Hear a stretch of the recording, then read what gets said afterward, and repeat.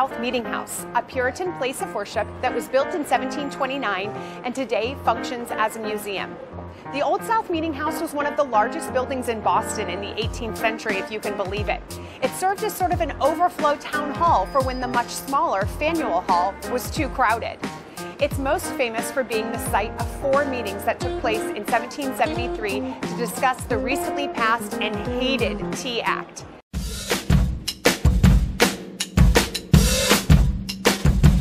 I say I'm too late, got nothing in my brain.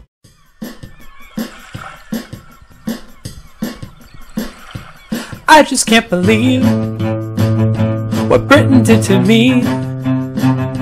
Made an act of tea. Made an act of tea.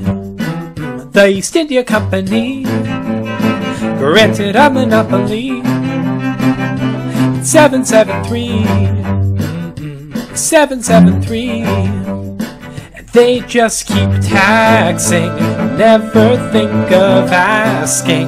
Colonists of Boston, let's protest, saying it's gotta be alright. And we're going on a boat. Better grab a coat. We're just gonna dump it off.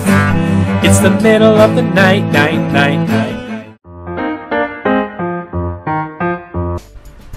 The Old South Meeting House was the biggest building in all of colonial Boston and the stage for some of the most dramatic events leading up to the American Revolution, including the meeting that occurred on December 16, 1773, where over 300 tons of taxable tea sat in the holds of 3 ships.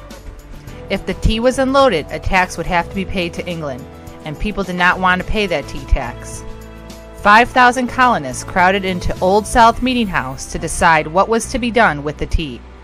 After the failure of the final attempt to have the tea sent back to England, Samuel Adams addressed the crowd saying, "This meeting can do nothing more to save the country."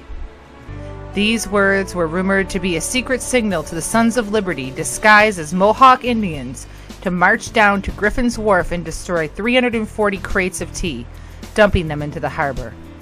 This famous event became known as the Boston Tea Party.